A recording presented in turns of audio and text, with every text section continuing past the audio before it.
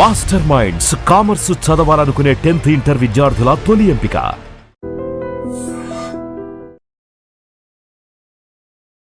నమస్తే, నేను Kavitha. Welcome to iDream news and నిజాలు. సీజ్ ఫైర్ ని నిరవధికంగా పొడిగిస్తున్నట్లుగా అమెరికా అధ్యక్షుడు డొనాల్డ్ ట్రంప్ అనౌన్స్ చేశారు. అది కూడా ఇరాన్ అడగక ముందే, ఈ గడువు ముగియక ముందే ప్రకటన డొనాల్డ్ ట్రంప్ నుంచి వచ్చింది. దీంతో పాటుగా రాబోయేటువంటి 72 గంటల్లో పీస్ టాక్స్ కూడా ఉండొచ్చు అనేటువంటి వార్తతో పాటుగా గతంలో ఇరాన్లో జరిగినటువంటి ప్రొటెస్టుల్లో అరెస్ట్ చేసినటువంటి 8 మంది మహిళల్ని నేను రిలీజ్ చేయాలని కోరాను. వాళ్ళందరినీ కూడా ఇరాన్ రిలీజ్ చేస్తోంది. అదొక హ్యాపీ న్యూస్ అనేటువంటి మాటను కూడా డొనాల్డ్ ట్రంప్ చెప్తున్నారు. ఇంత గందరగోళమైనటువంటి పరిస్థితుల్లో గతంలో అరెస్ట్ అయిన వారి గురించి డొనాల్డ్ ట్రంప్ ఇప్పుడు ఎందుకు మాట్లాడుతున్నారు, అడుగుతున్నారు. నెక్స్ట్ ఏం జరగబోతోంది? మనతో పాటుగా ఉన్నారు సీనియర్ జర్నలిస్ట్ సురేష్ కొచ్చత్రి గారు. సార్ నమస్తే. సో ఇరాన్ అడగలేదు, ఇరాన్ అలాగే స్ట్రాంగ్ గా ఉంది, అలాగే నిలబడింది, గట్టిగా పోరాడుతోంది. బట్ ఈ శాంతి ఒప్పందంతో పాటుగా సీజ్ ఫైర్ కి సంబంధించి గడువుని ఇంకా పెంచుతున్నాము, అది కూడా ఇండెఫినెట్ గా ఉంటుంది. ఎందుకు ఇలాంటి ప్రకటన? ఒక సీజ్ ఫైర్ ఎప్పుడైనా అనౌన్స్ చేసినప్పుడు కవిత గారు, దానికి ఒక డెడ్ లైన్ ఉంటుంది. 2 వారాలు, నెలనో, 2 నెలలనో, 6 నెలలో ఒక డెడ్ లైన్ ఉంటుంది. సీజ్ ఫైర్ అన్ని అప్పుడు దాకా ఉంటుందని. ఇండెఫినెట్ సీజ్ ఫైర్ అనేది ఇప్పుడు ఉండదు. ఫస్ట్ టైం మనం ఒక అమెరికన్ ప్రెసిడెంట్ దగ్గర నుంచి వింటున్నాం. మీకు గుర్తుంటుంది, దీనికన్నా ముందు 6 సార్లు సీజ్ ఫైర్ పొడిగించిన మనిషి డొనాల్డ్ ట్రంప్. ఇది 7వసారి. ఆయన ఎప్పుడు అంటారు, నేను ఒకసారి అన్నారు సివిలైజేషన్ని మొత్తం మాయం చేసేస్తాను, మళ్ళీ అన్నారు నేను మొత్తం బాంబులు ప్రతి మన రిఫైనరీని, పవర్ ప్లాంట్ని, రోడ్లని, బ్రిడ్జ్ని మొత్తం కొట్టేస్తా అన్నారు. దీనికన్నా ముందు కూడా చెప్పారు, ఈసారి కూడా చెప్పారు. సీజ్ ఫైర్ ఏ రోజు అయిపోతుందో ఆ రోజు ఇరాన్ సంతకం పెట్టకపోతే అంతే సంగతి. ఇప్పుడు ప్రెసిడెంట్ ట్రంప్ స్టేట్ చాలా వీక్గా అయిపోయింది. ఎందుకంటే మీరు అమెరికాలో ఉన్న పొలిటికల్ కామెంటరీ వింటే మీకు అర్థమైపోతుంది, ప్రెసిడెంట్ ట్రంప్కి దీని నుంచి బయటపడడానికి ఛాన్సే లేదు. ఇప్పుడు ఆయన ఏమనుకున్నారంటే పాకిస్తాన్ దీనికి ఇరాన్ని తీసుకొచ్చి కూర్చోబెట్టి మాట్లాడి సంతకం పెట్టేస్తున్నా అనుకున్నారు, ఎస్పెషలీ యురేనియం మీద, స్ట్రెయిట్ ఆఫ్ హార్మస్ మీద. కానీ ఇరాన్ ఉల్టా గేమ్ ఆడారు. ఇరాన్కి ఒక లాజిక్ ఉంది, ఈ యుద్ధంలో మేము ఎన్ని రోజులైనా వీ కెన్ డ్రాగ్ ఇట్, ఎన్ని రోజులను గుంజుకొని తీసుకెళ్ళచ్చు మేము. దీనికి ఒక కారణం ఉంది. ఇరాన్ ఇరాక్ యుద్ధం జరిగినప్పుడు సద్దాం హుసేన్తో 8 సంవత్సరాలు ఇరాన్ యుద్ధంలో వాళ్ళు అన్ని నష్టాలు సహించారు, చాలా మటుకు. I think almost 10 million people were killed, 10 million మంది చనిపోయారు ఆ యుద్ధంలో. ఇరాన్ ఎకానమీ మొత్తం ధ్వంసం అయిపోయింది. కానీ ఇరాన్ అప్పుడు కూడా బయటపడ్డారు. వాళ్ళు గెలవలేదు, ఎవరు గెలవలేదు అంటే, కానీ దే సర్వైవ్డ్.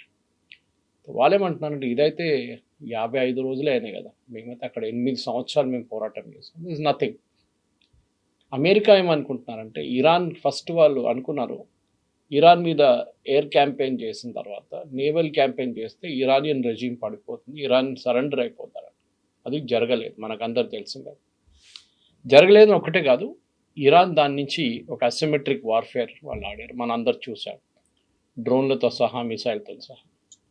అమెరికా కూడా వాళ్ళ టెక్నాలజీ యూజ్ చేసి ఇరాన్ మీద కావాలన్నా ఆల్మోస్ట్ 11,500 రైడ్స్ చేశారు, అటాక్స్ ఇజ్రాయెల్తో.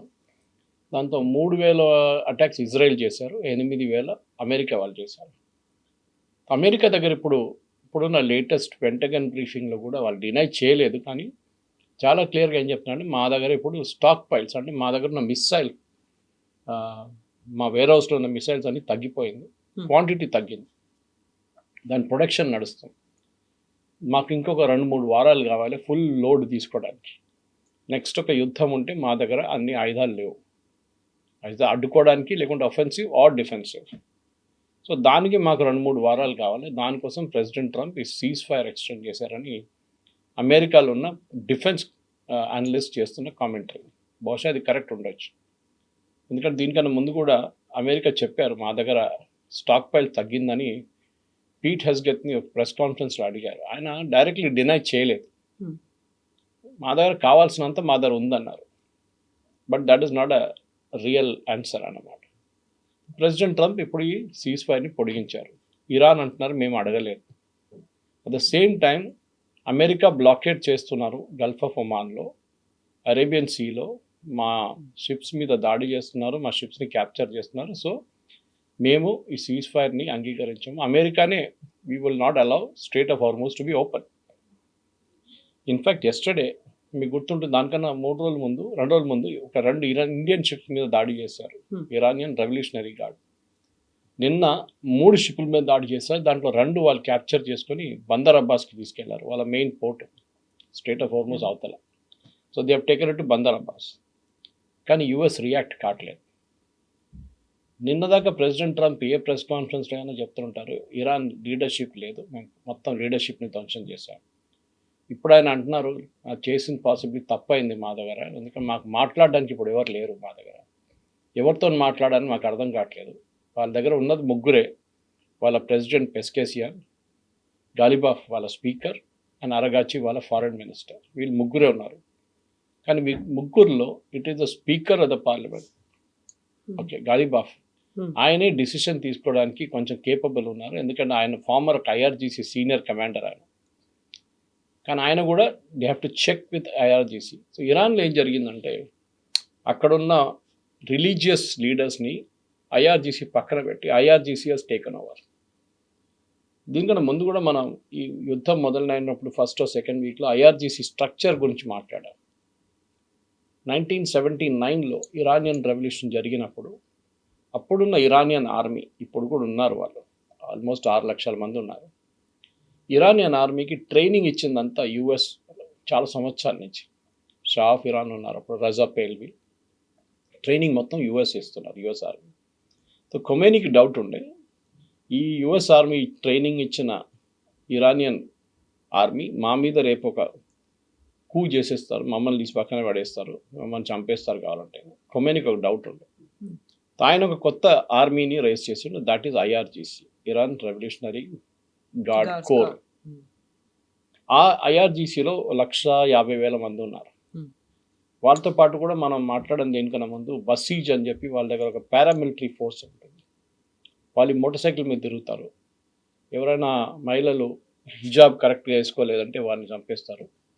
ఎవరైనా ఇండిపెండెంట్గా రోడ్డు మీద నడుస్తున్నా అంటే వాళ్ళని కూడా కొడతారు, అన్నీ చేస్తారు వాళ్ళు. They are like a moral brigade అన్నమాట ఐఆర్జీసీ కోసం. సో ఈ ఐఆర్జీసీకి ఆయుధాలు కానీ, లేటెస్ట్ వెపనరీ కానీ, లేటెస్ట్ టెక్నాలజీ అంతా ఇచ్చారు ఇరానియన్ రెజీమ్. అదే టైంలో ఇరానియన్ ఆర్మీకి ఇవ్వలేదు. ఇరానియన్ ఆర్మీ అనేది 40 నుంచి 50% మంది, ఆల్మోస్ట్ హాఫ్ కాన్స్క్రిప్ట్స్ అంటారు మనం. అది ఫోర్సిబుల్లీ మీరు రోడ్ మీద నడుస్తుంటే మిమ్మల్ని పట్టుకుపోయి ఆర్మీలో వేసేస్తారు. Okay, forcible. ఇది మన సెకండ్ వరల్డ్ వార్ కూడా నడిచింది, ఫోర్సిబుల్ కన్స్క్రిప్షన్. అది తర్వాత మనం చూసాం యూక్రెయిన్లో కూడా ఉండే కొంచెం మటుకు. రష్యాలో జరిగిందంటున్నా తెలియదు, కానీ మన వైపు నుంచి కొంత ఇండియన్స్ తీసుకెళ్ళి అక్కడ ఆర్మీలో జాయిన్ చెప్పి కొంతమంది చనిపోయారు కూడా.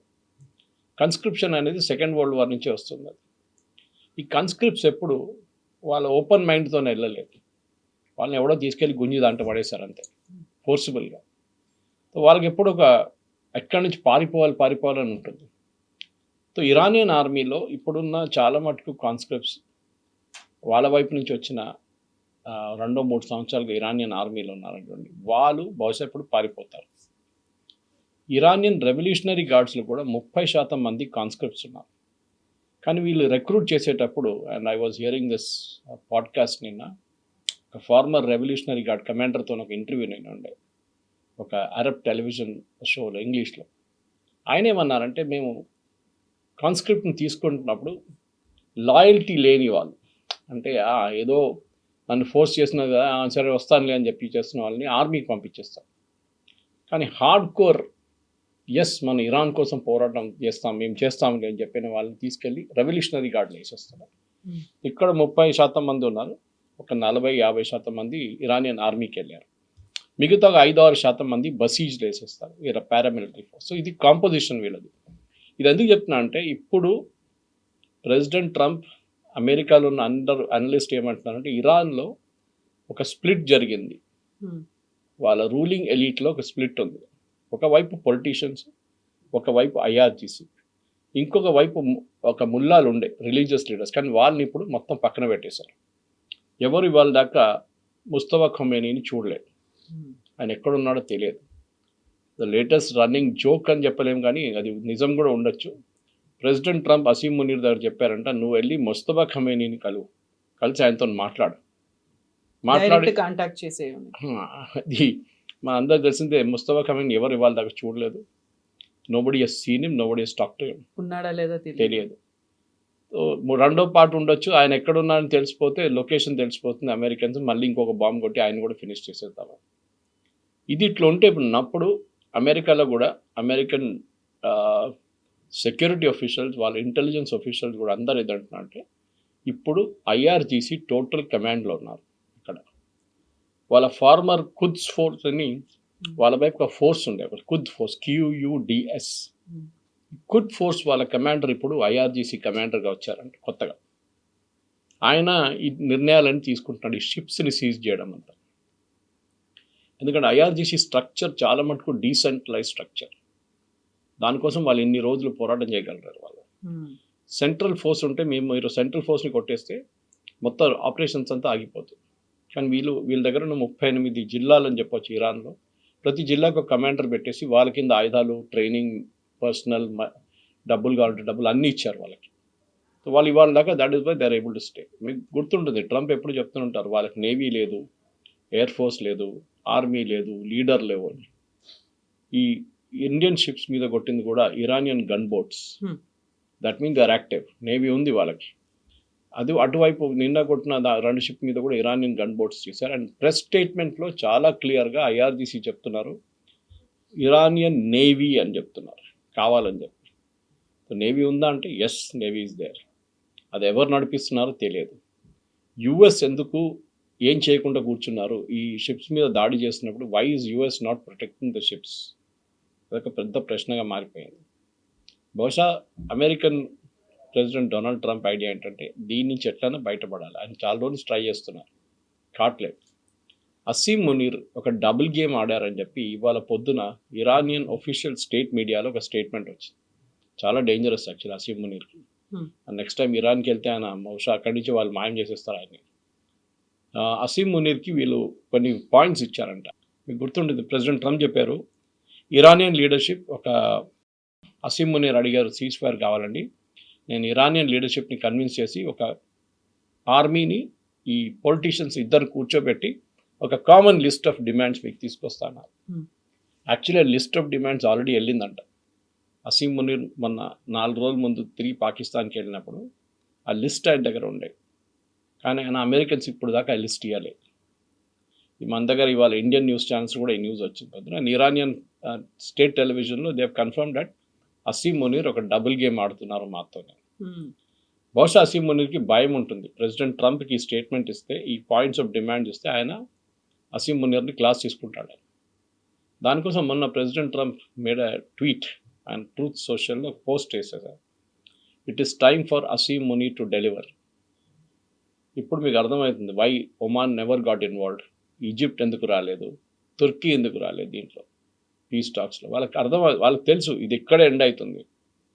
ఈలో ఇరాన్ ఇంకా రాకపోతే ఆర్ ఇరాన్ని కన్విన్స్ చేయకపోతే ప్రెసిడెంట్ ట్రంప్ అసీం మునీర్ని కరేపాకు పడేస్తున్నట్లు పక్కన పడేస్తాడు అంతే. ఒకవేళ పీస్ టాక్స్ కనుక సక్సెస్ఫుల్ గా అయితే వచ్చే బెనిఫిట్స్ గురించి ఆలోచించుకున్నారు తప్ప, ఒకవేళ కాకపోతే ఎంత ప్రెషర్ పెడతారు, ఏం జరుగుతుంది అనేది ముందే ఊహించలేదా పాకిస్తాన్? ఊహించలేదు. అండ్ వాళ్ళకేంటంటే వాళ్ళకి ఒక ఇంటర్నేషనల్ క్రెడిబిలిటీ కావాలంటే.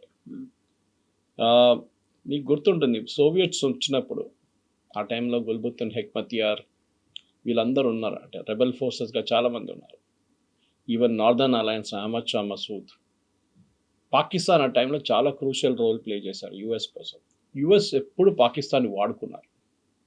అది మీరు సోవియట్ కోల్డ్ వార్ టైం నుంచి చూడండి, మీకు కనిపిస్తుంది. ఫస్ట్ సోవియట్స్ వచ్చినప్పుడు పాకిస్తాన్కి F-16లు డబ్బులు విపరీతంగా ఇచ్చారు అమెరికా.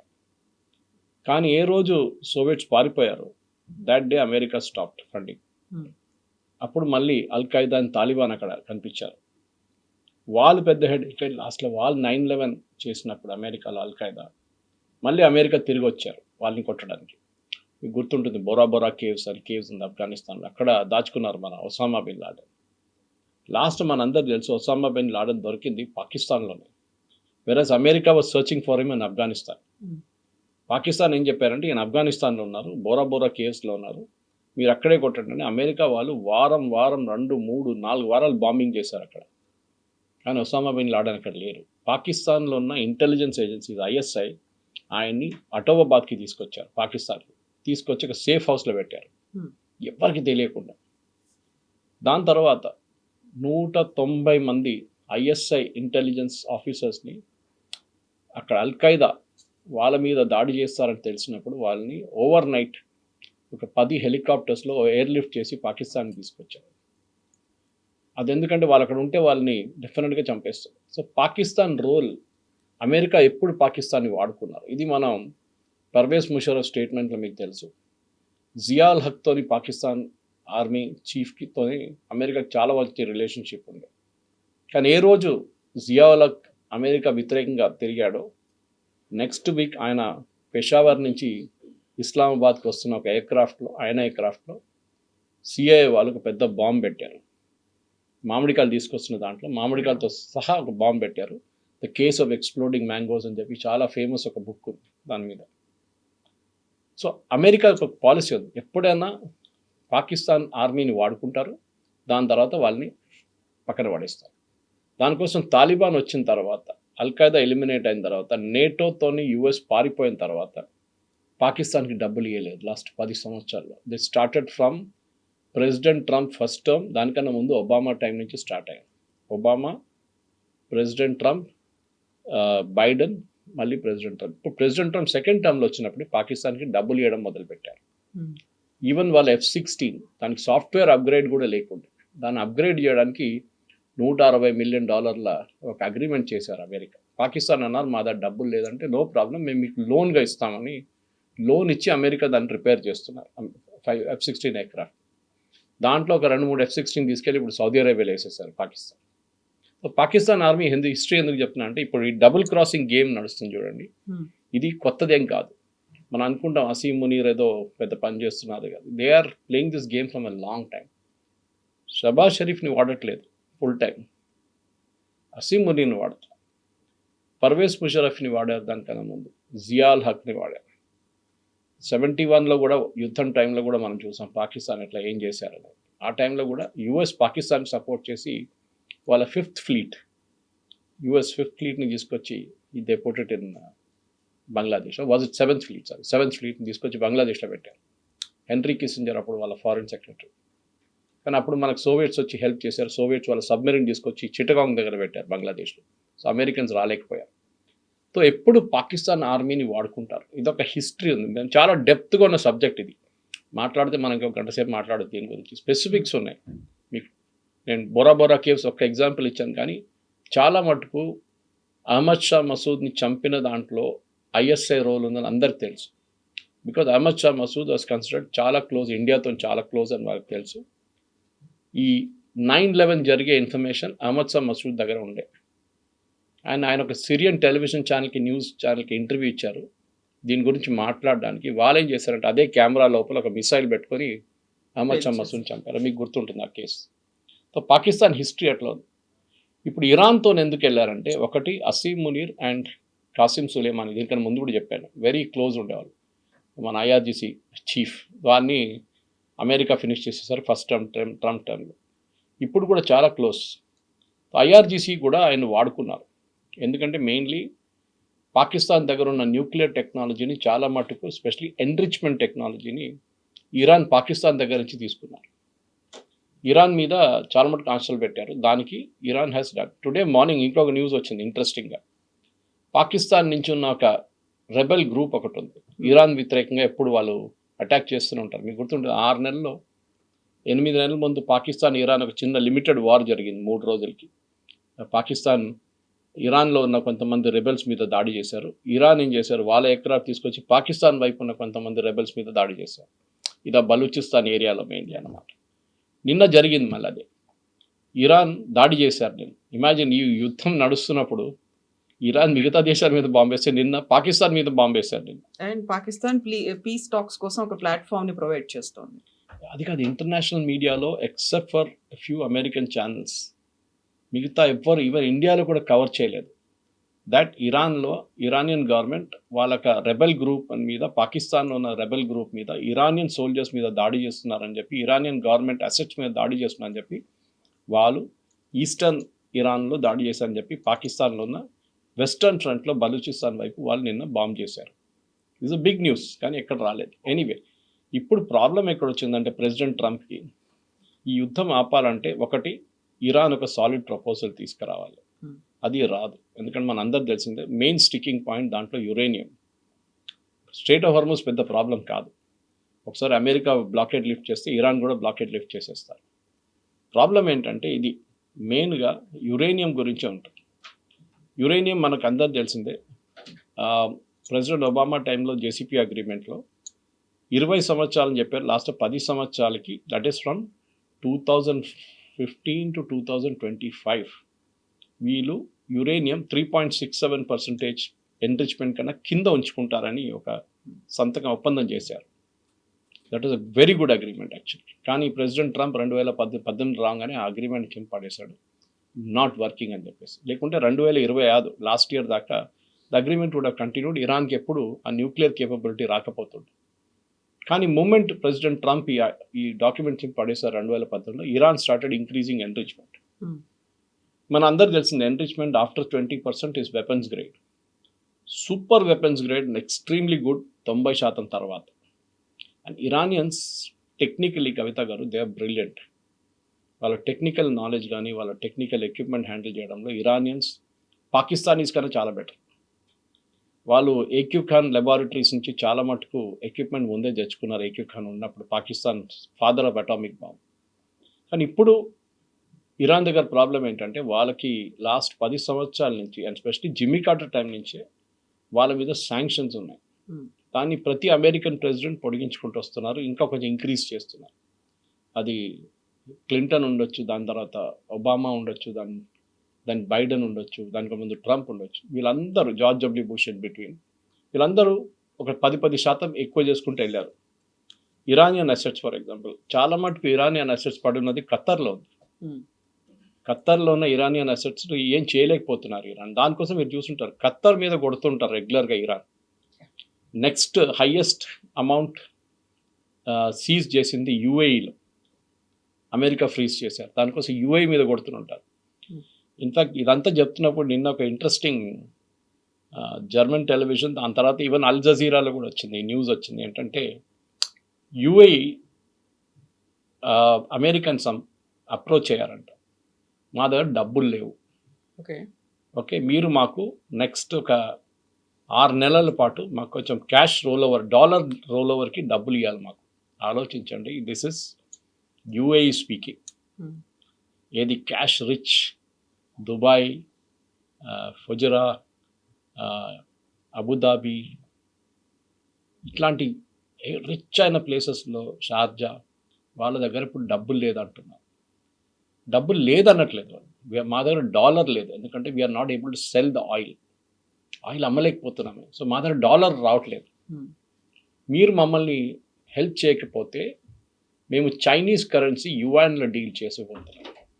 అమెరికాకి అది వినంగానే టెన్షన్ అయిపోతుంది. ప్రెసిడెంట్ ట్రంప్కి ఎవరైనా డాలర్లో డీల్ చేయట్లేదు అనగానే డాలర్ విలువ పడిపోతుంది ఇమీడియట్గా. అండ్ ఎస్పెషల్లీ యుఏఈ లాంటి ఒక ట్రేడింగ్ కమ్ ఆయిల్ ప్లేస్లో.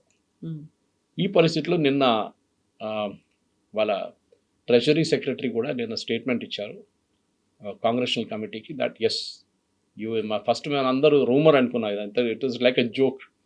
నా కొంతమంది ఫ్రెండ్స్ ఉన్నారు, వాళ్ళ దగ్గర అడిగాను, యుఏఈ నుంచి ఉన్న వాళ్ళ దగ్గరకు మెసేజ్ పంపించాను నేను, ఏంటయ్యా మీరు ఇది ఏమైపోయిందంటే వరల్డ్ బ్యాంక్ వెళ్ళి అప్వార్డ్ అట్లా అయిపోయింది, ఇది ఏమవుతుందంటే వాళ్ళు ఫస్ట్ డినై చేశారు, తర్వాత వాళ్ళు కూడా అన్నారు పాసిబుల్. ఎందుకంటే యుఏఈ ఎక్కడి నుంచి నేర్చుకుంటా, ఇరాన్ దగ్గర నేర్చుకున్నారు.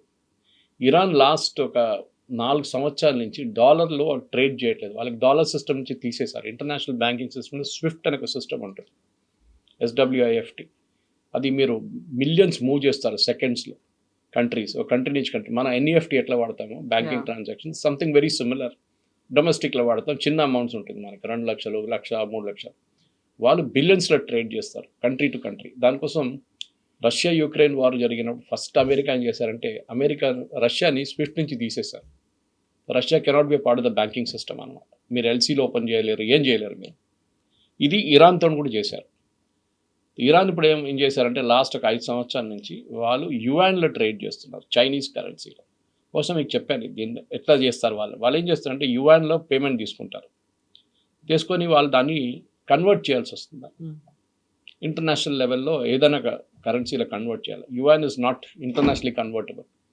వాళ్ళు ఏం చేస్తారు, యువాన్ డబ్బులంతా రష్యాకి అప్పగించేశారు. రష్యా ఏం చేశారు, దాన్ని కన్వర్ట్ చేసి కమిషన్ తీసుకొని దాన్ని క్రిప్టో కరెన్సీగా ఇరాన్కి మళ్ళీ పంపించారు. ఇరాన్ క్రిప్టో కరెన్సీ పెట్టుకొని వాళ్ళకి కావాల్సిన సరుకులను తెప్పించుకున్నారు. ఇది జరుగుతుందన్నమాట. సో అదే గేమ్ ఇప్పుడు యుఏఈ కూడా ఆలోచిస్తున్నారు. Rumour is that even Saudi Arabia అన్నారంట, మాకు కూడా డాలర్లు కావాలి, మా డాలర్ లేవు, అయిపోయిన డాలర్లన్నీ. లేకుంటే వాళ్ళ దగ్గర ఇంటర్నేషనల్ అసెట్స్ అన్ని అమ్ముకోవాల్సి వస్తుంది. వాళ్ళు ఇక్కడ బయట సూపర్ మార్కెట్లు కొనుక్కున్నారు, పెద్ద పెద్ద అపార్ట్మెంట్లు కొనుక్కున్నారు, చాలా చోట్ల పెట్టుబడి పెట్టారు. Stock market, US stock market, స్టార్టప్స్లో అక్కడ యుఎస్లో, అదంతా వాళ్ళు అమ్ముకోవాల్సి వస్తుంది నెక్స్ట్. సో ఒక మెయిన్ లాజిక్ ఏమి యూజ్ చేస్తున్నారంటే నెక్స్ట్ 3 నెలలు ఈ క్రైసిస్ నడుస్తుంటే అన్నిటికంటే పెద్ద బెనిఫిషరీ కావబోతుంది రష్యా. ఆలోచించారు, Russia is not in the oil system, కానీ ఇప్పుడు కూడా యుఎస్ వాళ్ళకి వేవర్ ఇచ్చారు మళ్ళీ కొత్తగా, మీరు అమ్ముకోండి ఇంటర్నేషనల్ మార్కెట్. రష్యా ఇప్పుడు $101 పర్ బ్యారెల్ అమ్ముతున్నారు, పర్ బ్యారెల్. వాళ్ళు $40 మనకు అమ్ముతుండే క్రైసిస్ టైంలో, వాళ్ళు బ్యాన్ చేసినారు. ఆలోచించండి, $60 ఎక్కువ. 6 నెలల పాటు ఈ యుద్ధం ఇంకా పొడిగిస్తే రష్యాకి ఇప్పుడు దాకా యుద్ధంలో, యుక్రెయిన్ యుద్ధంలో జరిగిన ఖర్చు అంతా they can write of. That is a kind of, మనం ఒట్టిగా ఏదో యుద్ధం జరుగుతుంది అక్కడ వెస్ట్ ఏషియాలో స్ట్రెయిట్ ఆఫ్ హార్మస్ కాదు, చాలా పెద్ద ఒక పొలిటికల్ గేమ్ ఉంది. ఒకవైపు చైనా, వాళ్ళు కూడా గేమ్ చాలా కేర్ఫుల్గా చూస్తున్నారు. వాళ్ళు ఆయిల్ ఇరాన్ దగ్గర నుంచి తీసుకుంటారు, ఇరాన్కి వాళ్ళు డబ్బులు ఇయ్యరు, ఇరాన్కి ఇచ్చేది వాళ్ళు ఆయుధాలు ఇస్తున్నారు. మొన్న ఒక షిప్ని బోర్డ్ చేశారు యుఎస్, మీరు యుఎస్ మెరైన్స్ దాంట్లో ర్యాపెల్ చేసి కిందకి వచ్చి ఆ షిప్ని సీజ్ చేసుకున్నారు. ప్రెసిడెంట్ ట్రంప్ అన్నారు, we found some very interesting things, I didn't expect Xi Jinping to do this అన్నారు. అంటే నేను జీ జింగ్పిన్ ఇట్లా చేస్తారని ఎప్పుడు అనుకోలేదు. ఇప్పుడు న్యూస్ రిపోర్ట్స్ ఏమొస్తుందంటే దాంట్లో ఆయుధాలకు కావాల్సిన కెమికల్, అంటే మిసైల్స్కి, డ్రోన్స్కి కావాల్సిన కెమికల్ని చైనా పంపిస్తున్నారంట, అది కంటైనర్స్లో, అది పట్టుకున్నారు ఇప్పుడు యుఎస్. దానికోసం చైనీస్ స్పోక్స్ పర్సన్ నిన్న ఒక స్టేట్మెంట్ ఇచ్చారు బీజింగ్లో, దట్ దిస్ యుద్ధాన్ని ఇప్పుడు ఇమ్మీడియట్గా ఆపాలి, మా షిప్ని మీరు బోర్డ్ చేసింది international piracy, it is not correct అని చెప్పేసి. చూద్దాం, కానీ నా అంచనా ప్రకారం ఇది ఇంకా కాంప్లికేటెడ్ అయిపోతుంది. ప్రెసిడెంట్ ట్రంప్ చాలా వీక్ పొజిషన్లో ఉన్నారు ఇప్పుడు. మీరు చూడండి, ఆయన బాడీ లాంగ్వేజ్ కూడా, ఆయన రోజుకి ఒక 10 ట్వీట్లు చేస్తుండే, ఇప్పుడు ఆ ట్వీట్లు అన్నీ తగ్గిపోయినాయి చాలా మటుకు. Is not tweeting much. A tweet చేసినా కానీ అది 2-3 లైన్లో 4 లైన్లో, మీరు చెప్పినట్లు 8 ఇరానియన్ మహిళను నేనే రక్షించాను. ఇరాన్ అంటున్నారు, ఎవరు మహిళలు, ఎవరు ఎక్కడ, ఎవరు ఎగ్జిక్యూషన్, మేము ఏం చేయలేదు, మేము అనౌన్స్ జనవరిలో అయిపోయింది, ఇప్పుడు ఎందుకు మాట్లాడుతున్నారు. సో వాళ్ళు కూడా అంటున్నారు, అంటే ఆయన ఒక he wants to stay relevant. American ప్రజలు అడుగుతున్నారు. అమెరికాలో మిడ్ టర్మ్ పోల్స్కి క్యాండిడేట్ సెలెక్షన్ ఇంకా 2-3 నెలల్లో మొదలైపోతుంది. ఆల్రెడీ వర్జీనియా లాంటి ప్లేసెస్లో నిన్న కొన్ని సీట్స్ ఇంక్రీజ్ చేసుకున్నారు, మీరు చూసుంటారు. దాని వ్యతిరేకంగా కూడా ఆయన ట్వీట్ చేశారు. ఓకే, వర్జీనియాలో రిపబ్లికన్స్ పొద్దున్నుంచే గెలుస్తున్నారు, సాయంత్రం దాకా కాగానే డెమోక్రాట్స్ గెలిచారు, ఇదంతా ఓట్ చోరీ అని చెప్పి ఆయన కూడా ఒక ఓట్ చోరీ అక్కడ పెట్టాడు. వాళ్ళ కౌంటింగ్ సాయంత్రం నుంచే మొదలవుతుంది, ఈయన పొద్దున్నుంచే మొదలైంది అంటున్నాడు కౌంటింగ్. ఎనీవే, అది వాళ్ళ లోకల్ పాలిటిక్స్, కానీ అది పెద్ద politics. Number of seats increase చేస్తున్నాం, మన డీలిమిటేషన్ లాగా they are increasing the number of seats ప్రతి స్టేట్లో, యుఎస్ స్టేట్లో. అది ఫైనల్ అవుట్కమ్లో మీ కాంగ్రెషనల్ పోల్స్లో చాలా మటుకు పెద్ద రోల్ ప్లే చేయబోతున్నారు అన్నమాట. ఇప్పుడు ప్రెసిడెంట్ ట్రంప్ మీరు చూడండి, లాస్ట్ 3 రోజుల్లో is unusually very quiet. President Trump is more interested in the ball room అంటున్నాడు. అక్కడ బాల్ రూమ్ రీకన్స్ట్రక్షన్ నడుస్తుంది వైట్ హౌస్లో, దాని మీద ఆయనకి ఎక్కువ ఇంట్రెస్ట్ ఉంది, యుద్ధంలో ఉన్న ఇంట్రెస్ట్ అంతా పోయింది అంటున్నారు. ఆయన బేసిక్లీ బయటపడాలి దీని నుంచి. జేడీ వ్యాన్స్ ఎక్కువ మాట్లాడలేదు, మార్కో రూబియో మాట్లాడలేదు. The only 2 people are speaking is Trump or Pete హెస్కెల్, వాళ్ళ వార్ సెక్రటరీ. ఇంకా ఇది ఎక్కడికి వెళ్తుందో మనకు తెలియదు బహుశా, కానీ ట్రంప్ డెఫినెట్లీ యుద్ధం ఓడిపోయారు అమెరికా, దాంట్లో డౌట్ లేదు. ఎస్, ఇరాన్ మీద ప్రెషర్ ఉంది, నేను చెప్పాను చూడండి. ఇరాన్ ఆయిల్ ఫీల్డ్స్ వస్తున్న ఆయిల్ అంతా ఖర్గ్ ఐలాండ్ ట్యాంక్స్లో ఫుల్ అయిపోయింది. అది దీనికన్నా ముందు కూడా మనం మాట్లాడాం, second week third week spoke about this. ఇరాన్లో ఉన్న షిప్స్ వచ్చి ఆయిల్ తీసుకెళ్ళకపోతే ఆ ట్యాంక్స్ ఫుల్ అయిపోతాయి. ఇరాన్లో ఉన్న ప్రతి ఆయిల్ ఫీల్డ్ నుంచి ఉన్న పైప్ చేస్తున్న అన్ని ఖర్గ్ ఐలాండ్కి వస్తుంది. ఇది ఫుల్ అయిపోతే ట్యాంక్ బ్యాక్ ఫ్లో మొదలవుతుంది. అంటే ఇదే క్రూడ్ ఆయిల్ మళ్ళీ రిటర్న్ పైపులకి వెళ్ళిపోతుంది, ఆ పైప్ నుంచి మళ్ళీ వెల్కి వెళ్ళిపోతుంది. అప్పుడు వెల్ మొత్తం డ్యామేజ్ అయిపోతుంది, ప్రెషర్ ఎక్కువై ఎక్స్ప్లోడ్ కూడా కావచ్చు, మట్టి కూడా మొత్తం దాని లోపల పడిపోతుంది. That well cannot be used again. Possibly నేను అనుకుంటాను ప్రెసిడెంట్ ట్రంప్ గేమ్ ఇది. ఇంకో 2-3 రోజుల్లో ట్యాంక్స్ ఆర్ ఫుల్, ఈ బ్యాక్ ఫ్లో మొదలైతే ఇరాన్ డెఫినెట్గా ఏదో ఒక ప్రపోజల్ తీసుకొస్తారు ట్రంప్ దగ్గర. కాకపోతే ఇంకొక ఆప్షన్ ఉంది, which is a very dangerous option. Iran ఏం చేస్తారంటే వాళ్ళ దగ్గర ఉన్న క్రూడ్ మొత్తం ఖర్గ్ ఐలాండ్ నుంచి ఓపెన్ చేసి పర్షియన్ గల్ఫ్లో పడేస్తారు. ఓషన్లోకి వెళ్ళిపోతుంది. It will damage the entire Persian gulf, strait of Hormuz, Arabian sea దాకా, గల్ఫ్ ఆఫ్ ఒమాన్ నుంచి అరేబియన్ సీ దాకా దాని ఇంపాక్ట్ ఉంటుంది, ఎన్వైరన్మెంటల్ ఇంపాక్ట్ ఉంటుంది. సో అది ఒకటి గ్యాస్ వెల్స్ ప్రాబ్లం అయిపోతుంది ఖతార్ వైపు, ఇరాన్ వైపు ఉన్న గ్యాస్ వెల్స్ కూడా ఇంపాక్ట్ అవుతుంది. క్రూడ్ ఆయిల్ ఇంకో వైపు నుంచి పంపింగ్ బంద్ చేయాల్సి వస్తుంది. ఇది అప్పుడు చాలా డేంజరస్ అయిపోతుంది సిచ్యువేషన్. అది కాకూడదని మనం ప్రార్థిస్తుంది, ఎందుకంటే దాంతో అయితే దాన్ని it's become very very dangerous even for India. Yes definite, environment ఒకటే కాదు, environment first thing, that the first casualty. అది కాకుండా పంపింగ్ కూడా ఆగిపోతుంది చాలా మటుకు చాలా ప్లేసెస్లో. It is like a floating, మీరు ఒక ఫ్యూయల్ ఫ్లోర్ మీద వేసేసి దాన్ని మంట పెట్టేస్తే it will catch fire. It is exactly like that, spread అవుతుంది. That is what will happen అన్నమాట. Yes, sir. Thank you so much. Thank you very much. Thank you.